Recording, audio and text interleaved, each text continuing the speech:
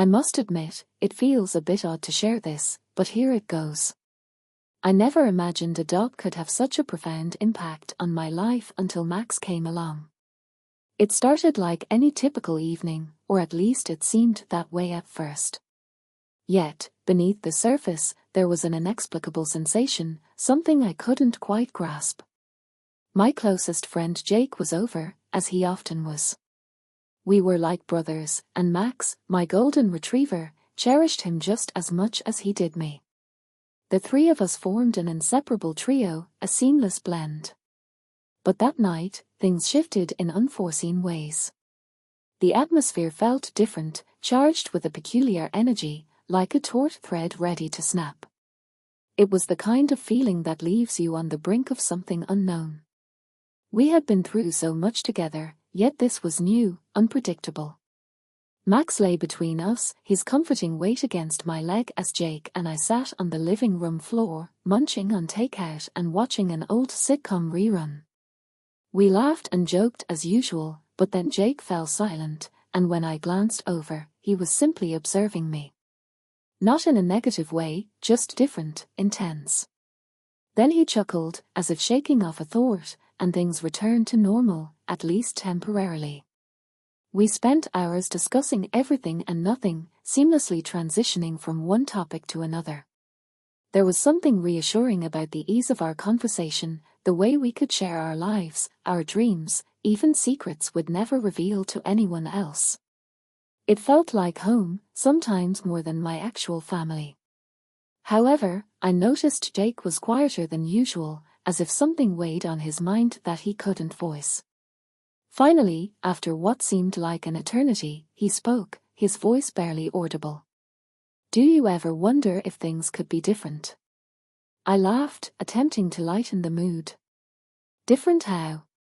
"Like you finally getting a dog as great as Max." I nudged Max gently, and he gazed up at me with those big, trusting eyes. But Jake didn't laugh. He maintained his gaze, and there was something there, a vulnerability I'd never noticed before. "No, I mean between us," he said, his words lingering in the air. "Have you ever thought about things changing?"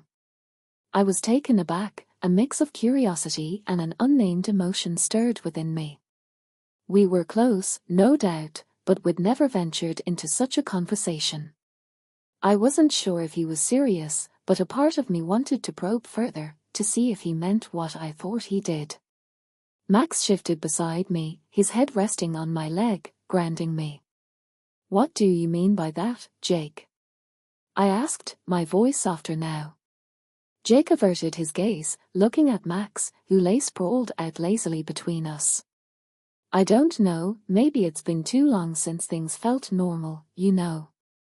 Maybe I'm overthinking it." "Forget it." He forced a laugh, but it didn't reach his eyes. I wanted to press him, to uncover what he truly meant. But something held me back, perhaps fear of hearing something that might change everything. So, we returned to our usual banter, though the tension lingered, a silent reminder of unspoken words. After a while, Jake stood, stretching. "Guess I should probably head out," he said, though he didn't sound eager to leave. "Yeah, probably," I replied, avoiding his gaze. But before he could go, Max trotted over, wagging his tail as if sensing we weren't quite ready to end the night.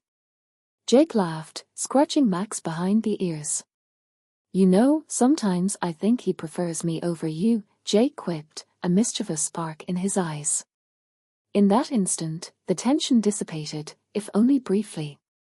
But as he continued to pet Max, I couldn't help but notice how his hand lingered, as if he were buying time. I was on the verge of saying something when Max suddenly bounded over to me, nudging his head into my lap, seeking attention from both of us. Jake chuckled, a sound that seemed almost like relief, and settled back beside me, as if reconsidering his departure. The silence stretched between us, at once cozy and charged.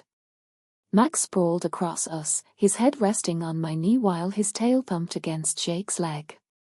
It felt almost surreal, sitting there with him, with Max bridging the gap between us. Perhaps it was the late hour or the unspoken words hanging in the air. But I sensed something new, something I couldn't fully comprehend. We sat there for what felt like hours, speaking little, simply savoring each other's presence. It was peculiar, this quiet intimacy that had enveloped us, a closeness that transcended words. I wasn't sure what it meant, but I didn't want it to end. Not yet. Finally, Jake broke the silence. "Sometimes I wonder what it would be like if we were more than friends," he said softly, almost hesitantly, and I felt my heart skip a beat. I glanced at him, trying to read his expression, but he was focused on Max, his fingers absent-mindedly stroking the dog's fur. "Jake," I began, but the words eluded me. My mind raced, a whirlwind of confusion, curiosity, and a strange, quiet excitement I hadn't felt in a long time. He looked up, meeting my gaze, and for a moment, everything seemed to pause. It felt as if we were both teetering on the brink of something irreversible once crossed. But then he shook his head, chuckling softly. "Forget it, I didn't mean to make things awkward." "No, it's fine," I replied quickly, my voice betraying a touch of eagerness. "It's just, I hadn't considered it like that before." Which wasn't entirely true, but I wasn't ready to admit that, not yet. As the night wore on, Jake eventually left, though not without a lingering look I couldn't quite decipher. I watched him go, a complex mix of relief and regret settling over me. Our friendship had always been precious to me, but something had shifted tonight, something I wasn't sure I was prepared to confront. When I finally went to bed, Max curled up beside me, his warm body a comforting presence in the dark. I lay there, staring at the ceiling, replaying the night's events, Jake's words echoing in my mind. I didn't know what to make of it, or if it even meant anything at all. Yet, a part of me couldn't help but wonder what might happen if I allowed myself to think about it, to imagine a world where things were different. But that's the nature of curiosity, it doesn't let go easily. And as I lay there, listening to Max's soft breathing, I realized that something had changed, even if I couldn't see it yet. In the days that followed, I couldn't shake the memory of our conversation. It was as if something had been unearthed, something we'd both been ignoring. There was an edge to everything now, a thrilling mix of excitement and apprehension. Every text, every call felt different, as though we were both pretending not to notice something that was impossible to ignore. A few days later, Jake appeared at my door again. Max rushed over, barking joyfully, his tail wagging like a banner, clearly thrilled to see Jake once more. Whenever Jake was around, it seemed Max was there too, as if he sensed something unspoken between us. Or perhaps it was just my imagination. "Hey," Jake greeted, leaning casually in the doorway, though his eyes held a certain intensity. "Can I come in?" he asked. "Yeah, of course," I replied, trying to keep my voice steady. I opened the door wider, allowing Jake to step inside. His gaze met mine briefly before drifting away. Max trotted between us, glancing up as if anticipating something. We settled onto the couch, Max jumping up between us, resting his head on my knee. Jake reached over, scratching behind Max's ears, his fingers brushing against mine. It was like a jolt of electricity, a small but charged sensation that caught me off guard. I quickly pulled my hand away, laughing awkwardly, but Jake seemed unfazed. "So," he began, breaking the silence. "Have you thought about what I said?"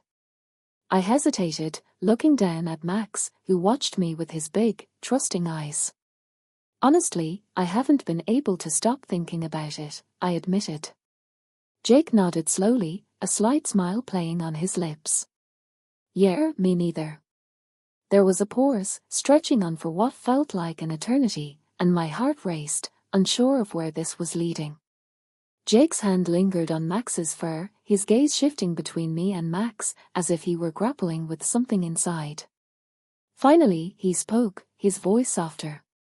"I know it sounds crazy, but sometimes I feel like Max is the only one who really understands me. You know? Yeah, I agreed, glancing at Maximum. He's more than just a dog. He's his family. Jake nodded, his hand still resting on Max's back. Exactly. He just gets it, you know. Like he knows when we're stressed or when something's bothering us. And sometimes I wonder if he sees what we can't. I laughed, though there was a hint of nervousness in it. I think he knows us better than we know ourselves sometimes. Jake looked at me, a knowing look in his eyes. Maybe he does. Maybe he's just waiting for us to figure it out. The tension was nearly unbearable now, a mix of excitement and hesitation, as if we were both standing on the edge of something we didn't fully understand. Max shifted between us, stretching out and laying his head on my lap, his tail thumping lightly against Jake's leg. Do you ever feel like things are meant to happen? Like there's something guiding us? Jake asked, his voice barely above a whisper. I didn't know how to respond, but I found myself nodding, unable to look away from him. Yeah, I do. He moved his hand closer, resting it on Max's back again, and for a moment, it felt like everything had shifted. There was no turning back from this, and we both knew it. The silence was heavy, filled with unspoken words, and I found myself leaning a little closer, as if drawn by something beyond my control. Max looked up at both of us, his eyes wide and curious, almost as if he was waiting for something to happen. It was a strange, surreal moment, as if time had slowed, leaving just the three of us in this charged, quiet space. Jake cleared his throat, breaking the silence. Do you think he'd mind if we... My breath caught, my face flushing, unsure of what he was suggesting but feeling the weight of it all the same. I don't know, I replied, my voice barely audible. For a moment, it felt like the world had shrunk to just us, me, Jake, and Max. Every sound seemed amplified, every movement magnified, as if the universe were holding its breath, waiting to see what would happen next. And then, as if on cue, Max nudged Jake's hand with his nose, a gentle, insistent push that felt almost intentional. Jake laughed softly, glancing down at Max. See? He gets it. He always has. I tried to laugh too, but the sound came out strained, my mind racing with thoughts I could barely keep up with. I glanced at Jake, trying to decipher his expression, but he simply smiled, that same easy, confident smile I'd seen countless times before. Only now, it felt different. It felt like an invitation. Without thinking, I reached out, placing my hand on Max's back, close to Jake's, though not quite touching. The space between us felt impossibly small, like a bridge waiting to be crossed. My heart pounded in my chest, a mix of excitement and uncertainty. Then Jake leaned in slightly, his hand moving just a fraction closer to mine. Our fingers brushed briefly, but it was enough to send a shiver down my spine. Max looked up at us, his eyes bright and curious, as if sensing the tension building between us. I think he's okay with it, Jake murmured, his voice barely more than a whisper. I nodded, not trusting myself to speak. There was something raw, something honest in his gaze, and I felt myself drawn to it, like a magnet pulling me closer. For the first time, I didn't want to fight it. I didn't want to hold back. Max lay between us, a silent witness to whatever was unfolding, his presence grounding us, giving us permission to explore something new, something we hadn't even realized was there. We sat there for a long time, the three of us, in that quiet, intimate space, not needing words to understand what was happening. It was as if we'd stumbled upon something fragile, something sacred, and neither of us wanted to break it. Eventually, Jake leaned back, exhaling a slow, steady breath. I don't want to mess this up, he said, his voice soft, vulnerable in a way I hadn't heard before. You won't, I replied, reaching out to touch his shoulder, my hand lingering there for a moment before dropping back to my side. Max looked up at me, his eyes warm and understanding, almost as if he were offering his own silent approval. I couldn't explain it, but it felt like he was giving us his blessing, in that quiet, gentle way only a dog can. Jake smiled, a genuine, grateful smile that made my heart feel lighter. "Thanks for everything, for not freaking out." I laughed, a soft, relieved sound. "Yeah, well, it's a little weird, but I think it's right. At least it feels that way." We sat there a while longer, the silence between us comfortable, the tension fading into something warmer, something that felt like hope. Max lay beside us, his head resting on his paws, his tail wagging slowly as if sharing in our happiness. As the night wore on, I realized that something had shifted between us, something that couldn't be undone.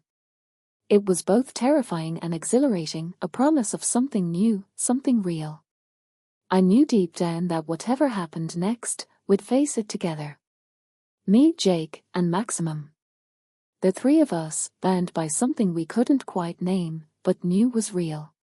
When Jake came over again, the air between us felt heavy, thick with unspoken words and lingering glances. Even Max seemed to sense it. He stayed close by, watching us with his curious eyes, as if aware something was changing. We settled on the couch as usual, but I noticed Jake sat a little closer than before, his leg brushing against mine. The touch was subtle, but it sent a thrill up my spine, making my skin tingle. I tried to act normal, focusing on the TV, but my mind kept drifting, caught in the awareness of him sitting so close. Max jumped up, wedging himself between us, his head resting on my lap. He seemed content, his warm weight grounding me, offering a comfort that was both familiar and soothing. But when Jake shifted, leaning over to pet Max, his hand grazed mine, lingering just a little too long. I looked up, meeting Jake's gaze, and in that instant, something shifted between us. There was a quiet intensity in his eyes, a look unfamiliar yet thrilling, making my heart race. He smiled, a soft, almost shy smile, and I felt a sudden warmth rush to my cheeks, caught off guard by the unexpected emotion. Max watched us, his tail wagging slowly as if he approved of the connection, his presence a silent reassurance that everything was okay. "Mind if I?" Jake's voice was barely audible as he lifted his hand, reaching out tentatively. I nodded, unable to trust my voice, and he placed his hand on my shoulder, his touch gentle and exploratory. It was a small gesture, yet it felt intimate, a wordless admission of the feelings we'd both been harboring. Max nudged my leg with his nose, reminding me he was there, a steady presence in this vulnerable moment. I reached down, scratching behind his ears, my hand brushing against Jake's. Our fingers intertwined naturally, a simple movement that felt both comforting and exhilarating, and neither of us pulled away. We sat like that for a while, hands linked, the warmth of his palm grounding me in a way I hadn't expected. It felt right, like two pieces finally coming together, a connection that had been waiting to happen. Max seemed to understand, lying quietly beside us, his head on my knee, as if offering his silent approval. Without thinking, I leaned closer, my eyes drifting to Jake's lips, my heart quickening. He noticed, his gaze meeting mine, and for a moment, everything else faded away. The room was silent, the only sound the soft breathing of Max beside us, a gentle reminder that we weren't alone, but it didn't matter. In that moment, it felt like it was just the two of us. Slowly, hesitantly, Jake leaned in, closing the distance between us. Our faces were inches apart, the warmth of his breath on my skin, and my heart raced with anticipation and nervousness. He paused, giving me a chance to pull away, but I didn't, I couldn't. Then his lips met mine, soft and tentative, a gentle kiss that sent a shiver through me, awakening a longing I hadn't realized I'd been harboring. Our bodies swayed together, fitting perfectly, as if drawn by an unseen force. It was a spark, igniting something deep within me. My hand tightened on his, and I felt him respond, his grip reassuring and steady, drawing me closer. Max looked up, his tail thumping gently against the couch, as if sharing in our happiness. The kiss deepened, slow and unhurried, filled with warmth that felt both new and familiar. Jake's hand rested on my shoulder, his fingers grazing my neck, sending electricity coursing through me. I could feel the weight of his touch, both gentle and electrifying. It was a moment I wanted to hold onto, a feeling I wanted to keep forever. When we finally pulled apart, we were both breathless, faces flushed, a shared understanding in our eyes. Max nudged us with his nose, reminding us of his presence, and we laughed, a soft, shared laugh that broke the tension, grounding us in the reality of the moment. Jake rested his forehead against mine, his hand still holding mine tightly. I didn't know it would feel like this, he murmured, his voice soft, filled with wonder. Me neither, I admitted, my voice barely more than a whisper, but I'm glad it does. Max nestled closer, his warm fur brushing against my leg, and I reached down, scratching his head, feeling a sense of peace settle over me. It was as if everything had fallen into place, like this was exactly where I was meant to be. Jake smiled, a slow, genuine smile, and I felt my heart swell with a warmth I hadn't felt before. He leaned in again, pressing a soft kiss to my forehead, a gesture both tender and reassuring. It felt like a promise, an unspoken vow that we were in this together, no matter what came our way. The rest of the evening unfolded in comfortable silence, our hands intertwined, with Max nestled between us, his steady breathing a soothing presence. It was a moment that felt both timeless and fleeting, a memory I knew I would cherish, a reminder of the deep connection we shared, a bond that had grown stronger than I could have ever imagined.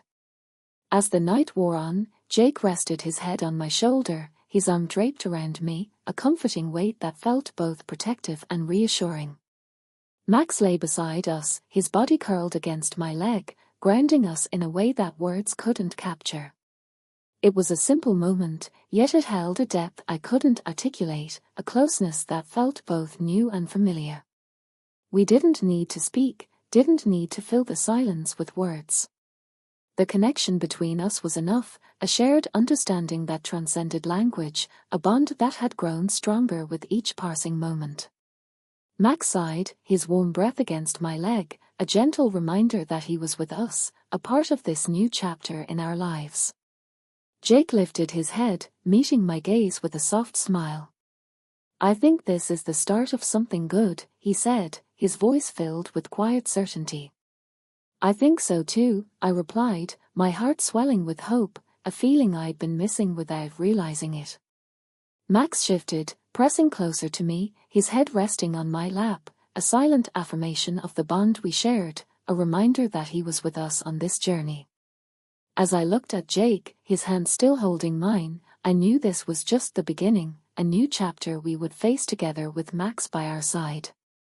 We stayed like that for a long time, wrapped in each other's warmth, the weight of Max's presence grounding us in the moment. It was a quiet, peaceful moment, a feeling I knew I would carry with me, a memory that would stay with me, a reminder of the night when everything changed. As we sat there, the three of us, I knew we were bound together, a connection beyond words, a bond that would carry us through whatever lay ahead. The days after that night felt surreal. Looking at Jake felt like seeing him for the first time. There was a new depth to everything between us, a warmth that hadn't been there before. Even the simplest things felt different now, imbued with deeper meaning, a shared understanding beyond words. And Max was always there, a quiet but constant reminder of how this all began. One late Saturday afternoon, Jake called, his voice light and playful. Max and I are outside, care to join us? I laughed, glancing at Max, who was already by the door, tail wagging as if he'd been listening in. You two are impatient, I teased, grabbing my coat and heading out to meet him. Jake was waiting on the front steps, his face lighting up with a smile as soon as he saw me. Max bounded over to him, running circles around us, trying to capture the joy that seemed to linger in the air whenever the three of us were together. We decided to take Max to the park, where we could relax, letting him roam while we enjoyed the fresh air. As we walked, our hands brushed together, a silent acknowledgement of the closeness we now shared.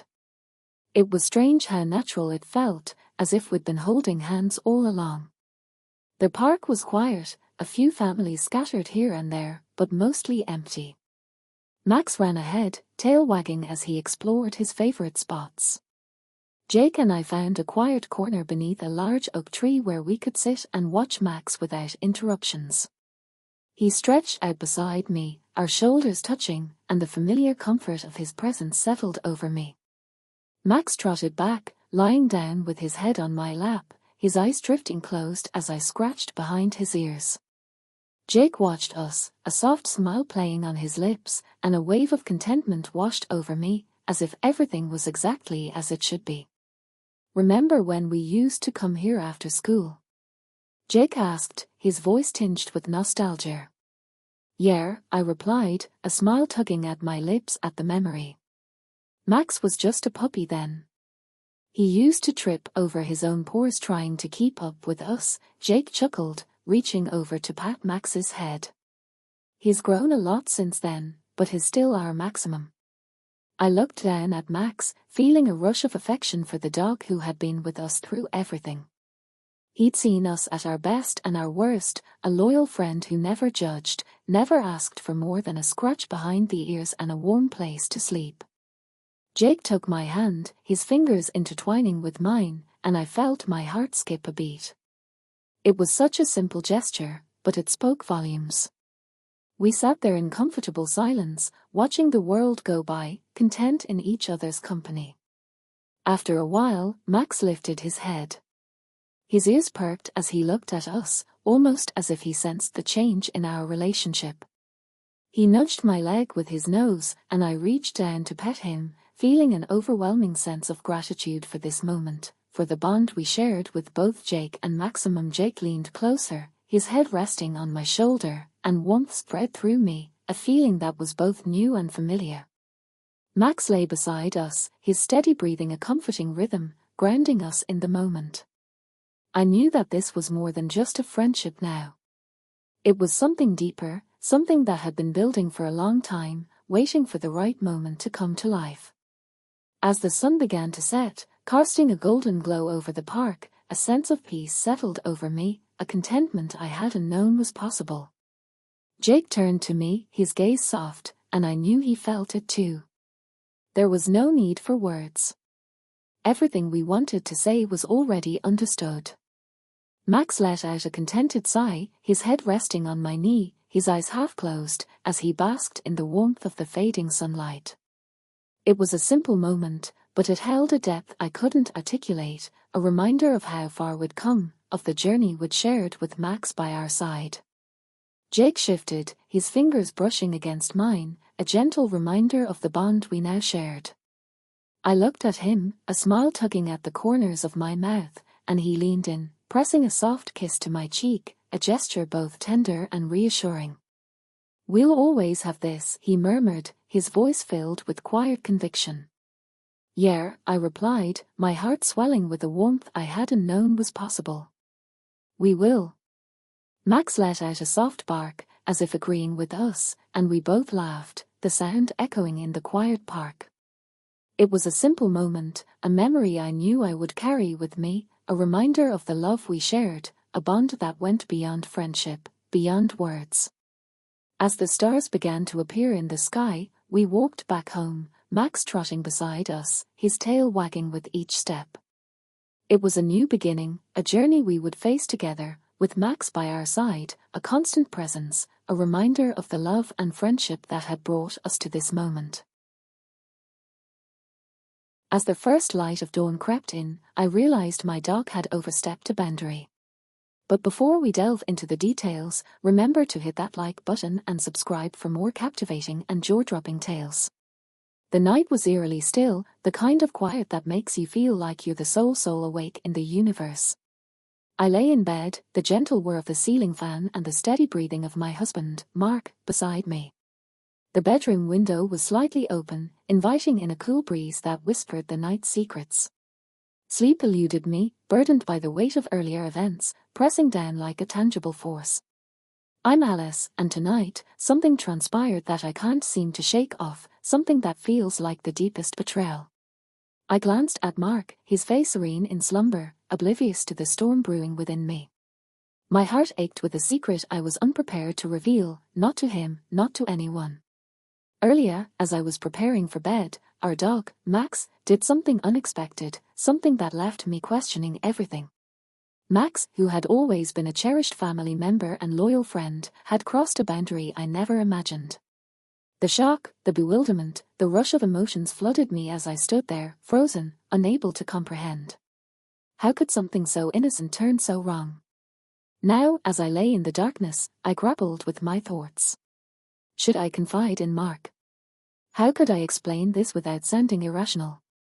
The mere thought of his reaction, the potential disbelief or, worse, the blame, churned my stomach.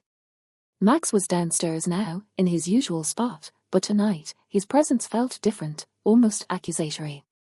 I could hear him moving around, his nails tapping on the hardwood floor, each sound a reminder of the night's earlier betrayal. Why did this happen? Was it my fault? Was it even Max's fault? Or was something else at play? The questions swirled in my mind, each leading to more confusion, more guilt. I turned away from Mark, staring into the void, feeling more alone than ever. The night's silence seemed to mock me, as if it knew all my secrets, all my fears. What was I going to do? How could I return to normal after tonight? The answers eluded me, leaving only the echo of betrayal lingering in the air, a silent witness to my inner turmoil. When morning arrived, the sunlight felt intrusive, as though it had no right to shine so brightly after the darkness I'd endured. I dragged myself out of bed, careful not to disturb Mark, who remained lost in the oblivion of sleep. Their house was quiet, too quiet, amplifying the chaos in my head. I went through my morning routine, each task feeling heavier than the last. As I poured coffee into my mug, my hand trembled slightly, spilling a few drops on the counter. I cleaned it up mechanically, my mind elsewhere, replaying the events of last night over and over. Max trotted into the kitchen, tail wagging, oblivious to the tension he'd caused. I looked at him, struggling to reconcile the loving pet with the creature that had betrayed me so intimately. "Hey, buddy," I managed to say, my voice flat. He licked my hand, his eyes filled with innocence. The day unfolded with its usual demands. Mark left for work, giving me a quick kiss on the cheek, his routine unchanged, unaware of the storm brewing within me. I watched him drive away, feeling the distance between us grow, not just physically but emotionally. I decided to take Max for a walk, hoping the fresh air might clear my mind. The neighborhood was bustling with the usual morning activities, kids waiting for the school bus, neighbors walking their dogs, the smell of someone's breakfast wafting through the air. Everything seemed normal, yet for me, nothing was. As we walked, I noticed Mrs. Henderson, our neighbor, struggling with her groceries. I offered to help, needing the distraction. "Thanks, Alice, you're a lifesaver," Mrs. Henderson said warmly. "No problem," I replied, forcing a smile as we walked back to her place. She chatted about her day, the weather, and her mischievous cat. I nodded, but my mind was elsewhere, tangled in my own personal drama. Once home, I sat at the kitchen table, staring at my phone, contemplating whether to call my sister, Sarah. She was always a source of sound advice, but this situation felt beyond anything I'd ever faced. Max was at my feet, gazing up with those big brown eyes. I sighed, rubbing my temples. "What do I do with you?" I whispered, more to myself than to him. The doorbell interrupted my thoughts. It was the mailman with a package. I signed for it, noting how ordinary the interaction was, how normal life seemed from the outside. Inside, however, I felt far from normal. I spent the day cleaning and cooking, trying to ground myself in routine to escape the looming decision about Maximum. Every glance at him renewed the sense of betrayal, yet the love and history we shared tugged at my heart. As afternoon turned to evening, I knew a decision was imminent. The idea of giving Max to my father seemed like a solution, but was steeped in guilt. Could I truly do that to him? To us? The day ended much like it began, with a feeling of solitude in my turmoil, the weight of my secret growing heavier by the hour. The normalcy around me only underscored the abnormality of my situation, a stark contrast that left me feeling more isolated than ever. That evening, as the sun dipped below the horizon, casting long shadows across the living room, I sat on the couch, my mind racing. Max lay at my feet, his head on his paws, looking up with what seemed like a mix of confusion and concern. Guilt gnawed at me for even considering giving him away. The phone rang, breaking the silence. It was Sarah. I hesitated before answering, unsure if I wanted to share this bizarre and painful experience. "Hey, Alice, you sound off. What's up?" Sarah's voice was always comforting, a reminder of simpler times. I took a deep breath, and the words spilled out before I could stop them. "Something really weird happened with Max last night, and I'm just not sure what to do." There was a pause. "Weird how?" she asked cautiously. I recounted the incident, my voice barely above a whisper, half expecting her to laugh or dismiss it. Instead, she listened intently, her silence urging me to continue. "Alice, that sounds... well, it's a lot. Have you thought about talking to a vet?" "It might not be what you think," Sarah suggested, her tone gentle yet practical. I hadn't considered that. My mind had been so clouded with betrayal and confusion that practical solutions seemed out of reach. "I guess I could," I admitted, feeling a slight relief at the possibility of an explanation. After hanging up, I felt a bit more grounded, though the problem remained. I couldn't just let this go. The next morning, I made an appointment with our vet, Dr. Ellis, for the following day. That night was restless, filled with dreams where Max was not just a dog, but a silent judge of my life. I woke up feeling like I hadn't slept at all, the weight of the upcoming vet visit adding to my anxiety. At the vet's office, Max was his usual friendly self, tail wagging, sniffing around curiously. Dr. Ellis, a kind woman in her 50s, greeted us warmly. "What seems to be the trouble with Max?" she asked, her eyes scanning him for any visible signs of distress. I explained the situation, my cheeks burning with embarrassment. Dr. Ellis listened without judgment, her face thoughtful. "This isn't typical, Alice," Dr. Ellis said, "but it's not unheard of. Sometimes dogs mimic human behaviors, especially if they are confused or overstimulated. Let's conduct some tests to rule out any medical issues." As the tests were underway, I sat in the waiting room, flipping through magazines without really absorbing anything.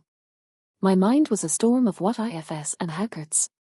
When Dr. Ellis returned, she reassured me that Max was healthy, suggesting his behavior might stem from stress, hormones, or simply a one-time anomaly. "I recommend neutering if it hasn't been done yet, and perhaps some behavioral training. It might help stabilize him." The solution seemed straightforward, yet it didn't erase the incident from my mind. Driving home, I felt a mix of relief and unresolved tension. Max, in the back seat, seemed blissfully unaware of the turmoil he'd caused. That evening, I knew I had to talk to Mark, the decision weighing heavily on my heart. "Mark, there's something I need to tell you about Max," I began, my voice trembling. He looked up from his laptop, concern etched on his face. "What's wrong?" I recounted everything, watching his expressions shift from confusion to shock, and then to something unreadable. The silence that followed was thick with unspoken questions and judgments. "Alice, why didn't you tell me sooner?" His voice was calm, but tinged with hurt. "I'm ashamed, Mark.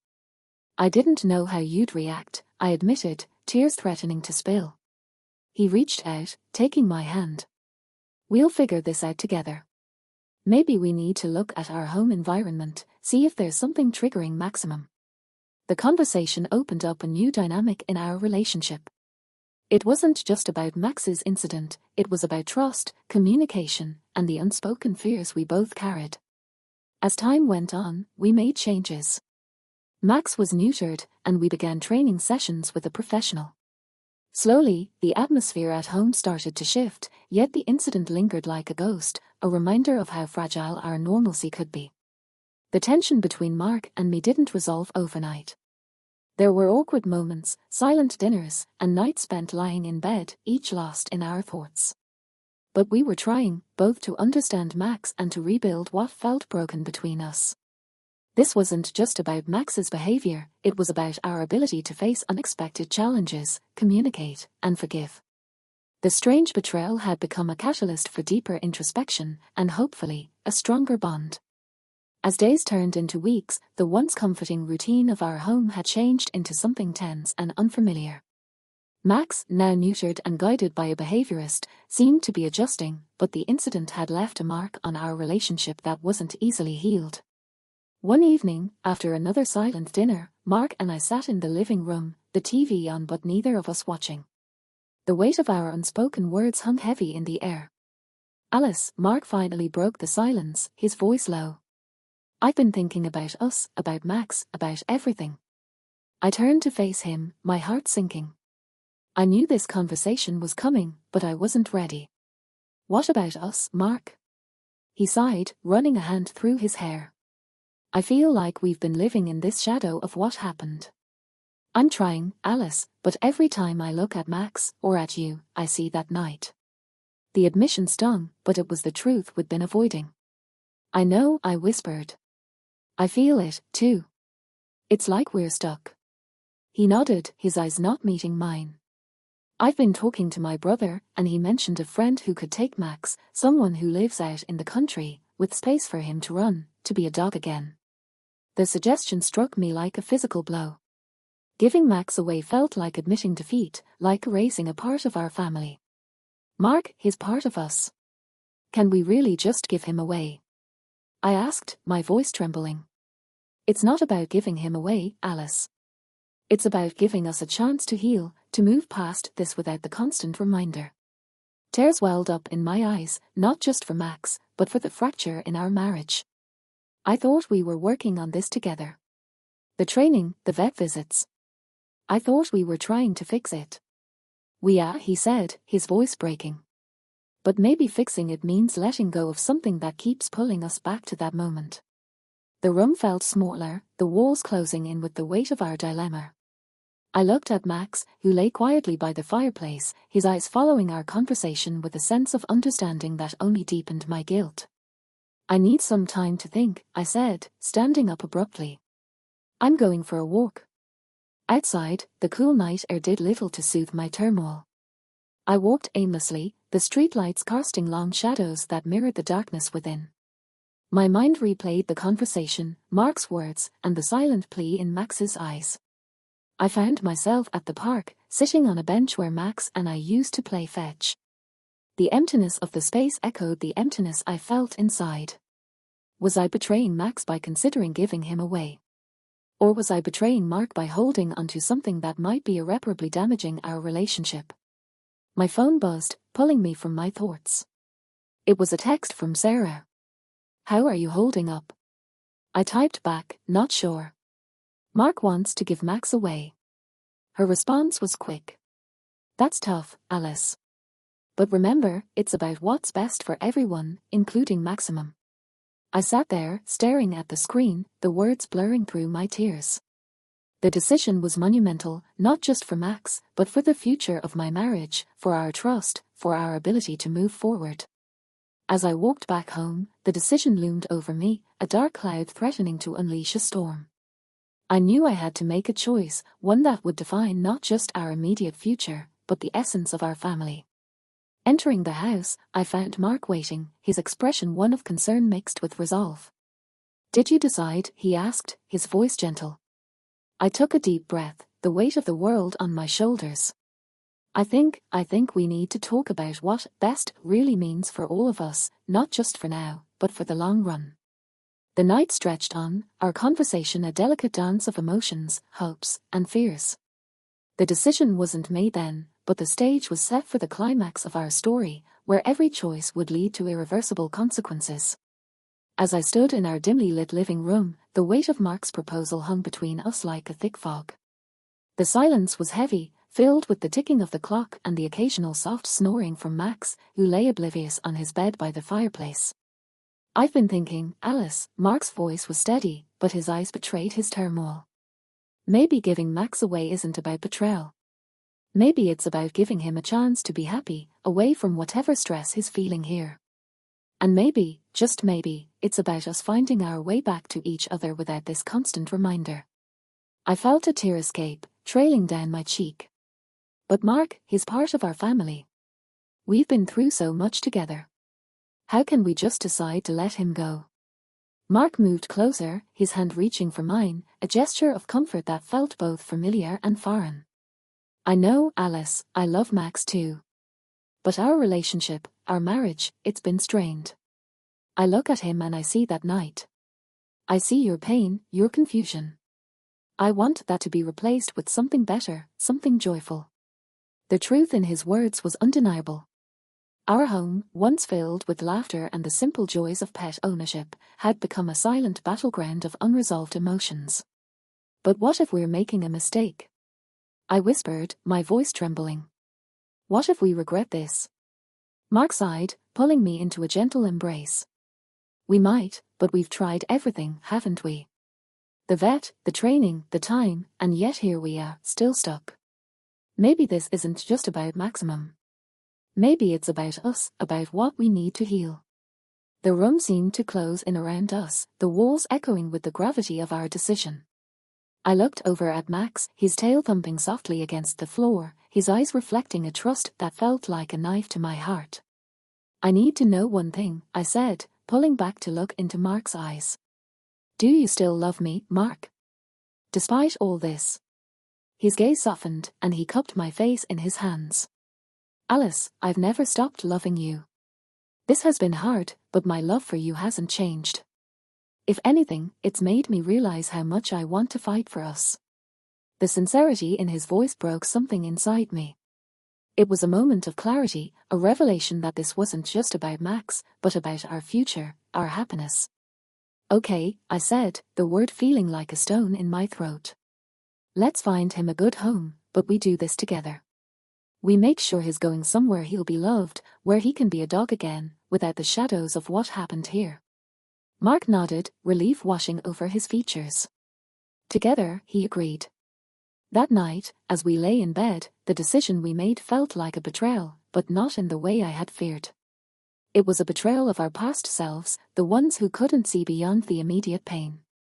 Now, we were choosing a path that might lead to healing, not just for Max, but for us. The next morning, we contacted Mark's friend, a man named John, who lived on a sprawling farm. He was known for his love of animals, and his place was a haven for dogs needing space to roam and be free. We arranged for Max to visit to see if it would be a good fit. The drive to the farm was quiet, filled with a mix of hope and sorrow. Max sat in the back, his head out the window, the wind ruffling his fur, seemingly unaware of the life-changing journey he was on. When we arrived, John greeted us warmly, his eyes lighting up at the sight of Maximum. He'll have the run of the place here, John promised, showing us the vast fields where other dogs played and chased each other. Watching Max interact with John, seeing his tail wag with genuine excitement, something inside me shifted. This wasn't just about letting go. It was about giving Max a new beginning, one where he could be just a dog, without the complexities of human emotions weighing him down. As we left, Max stayed, his new life beginning. The drive back was silent, but it was a different kind of silence. It was the silence of acceptance, of understanding that sometimes love means letting go. Months passed since Max had found his new home on John's farm. Their house felt different without him, quieter, and in a way, emptier. But there was also a lightness, a sense of peace that had been missing for so long. Mark and I had taken to visiting Max every other weekend. Each time we saw him thriving, his coat shinier, his energy boundless as he ran through the fields with other dogs. It was a bittersweet sight. The joy of seeing him happy was tinged with the sadness of our choice. One crisp autumn afternoon, as we sat on John's porch, watching Max play, I turned to Mark. Do you ever regret it? I asked, my voice barely above a whisper. He looked at me, his eyes thoughtful. I thought about it a lot, Alice. At first, yes, there was regret. But now, seeing him like this, I think we did the right thing. For him, for us. I nodded, feeling the truth in his words. It's like we gave him a second chance at being just a dog, and in doing so, we gave ourselves a chance to heal. Mark squeezed my hand. We did. And you know, Mark continued, I've been thinking, maybe it's time we start considering our next chapter too. Not just for us, but for our family. The word family lingered in the air, a poignant reminder of what we had lost and what we could still build together. You mean? I began, feeling a flicker of hope. I think we can start looking toward the future, he said, his eyes meeting mine with a renewed sense of purpose. As we sat there, the possibilities of what lay ahead began to unfold in my mind. It was a moment filled with promise, a testament to our resilience and the strength of our bond. Thank you for joining us on this journey. If you found our story compelling, please consider subscribing, liking, and commenting. Your support helps us bring more engaging stories to life.